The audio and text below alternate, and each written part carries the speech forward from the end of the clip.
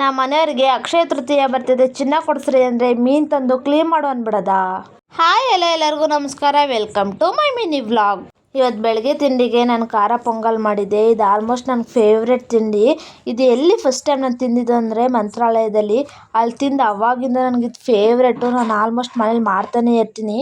ಇನ್ನು ನಮ್ಮ ಮನೆಯವರು ತಿಂಡಿ ತಿಂದು ಬೇಜಾರಾಗ್ತೈತೆ ಅಂದ್ಬಿಟ್ಟು ಮೀನು ಹಿಡಿಯೋಕ್ಕಂತ ಹೋದರು. ಬಟ್ ನಂಗೆ ವೀಡಿಯೋ ಕಾಲ್ ಮಾಡಿ ತೋರಿಸ್ತಾ ಇದ್ರು, ನೋಡು ನಾನು ಯಾವ ಥರ ಹಿಡಿತೀನಿ ಮೀನು ಅಂದ್ಬಿಟ್ಟು. ಮನೆಯವರು ಮೀನು ಹಿಡ್ಕೊಂಬಂದಾದ್ಮೇಲೆ ಚಿನ್ನಿ ನನಗೆ ಅಕ್ಷಯ ತೃತೀಯ ಬರ್ತಿತ್ತಲ್ಲ, ಏನಾದ್ರು ಚಿನ್ನ ಕೊಡಿಸು ಅಂತಂದ್ರೆ ನಮ್ಮ ಮನೆಯವರು ಫಸ್ಟ್ ಮೀನು ತಂದಿದ್ದೀನಿ ಕ್ಲೀನ್ ಮಾಡು ಅಂತ ಅಂದರು. ಏನಪ್ಪ ಇವು ಮೀನೆಲ್ಲ ಕ್ಲೀನ್ ಮಾಡ್ತಾಳೆ ಅಂತ ಅನ್ಕೊತೀರಾ? ಹೌದು ಕಣ್ರಿ, ನನಗೆ ಯಾವುದೇ ರೀತಿ ದುರಹಂಕಾರ ಪಡ್ಕೊಳಲ್ಲ. ನಾನು ಅಫಿಷಿಯಲ್ ಥರನೂ ಮೇಂಟೈನ್ ಮಾಡಲ್ಲ. ನಾನು ಪಕ್ಕ ಲೋಕಲ್ಲೇ. ನನಗೆ ಲೋಕಲ್ ಥರ ಇದ್ದು ಅಫಿಷಿಯಲ್ ಥರ ಬಿಲ್ಡಪ್ ಕೊಡೋಕ್ಕೆ ಬರಲ್ಲ. ನಾನು ಏನಿರ್ತೀನೋ ಅದೇ ಹಾಕೋದು ವ್ಲಾಗಲ್ಲೂ ಸಮೇತ. ನಾನು ಮೀನು ಎಲ್ಲ ಪ್ರತಿಯೊಂದು ಕ್ಲೀನ್ ಮಾಡ್ತೀನಿ. ಆಲ್ರೆಡಿ ಟೈಮ್ ಆಗಿಬಿಟ್ಟಿತ್ತು, ಟೌನಿಗೆ ಹೋಗೋಷ್ಟು ಟೈಮ್ ಇರಲಿಲ್ಲ. ಅದಕ್ಕೆ ಝೊಮ್ಯಾಟೊದಲ್ಲಿ ಪಿಜ್ಜಾ ಬುಕ್ ಮಾಡಿದ್ದೆ. ಆಫ್ಟರ್ ಲಾಂಗ್ ಟೈಮ್ ನನಗೆ ಯಾಕೋ ಪಿಜ್ಜಾ ತಿನ್ನಬೇಕು ಅನಿಸ್ತು.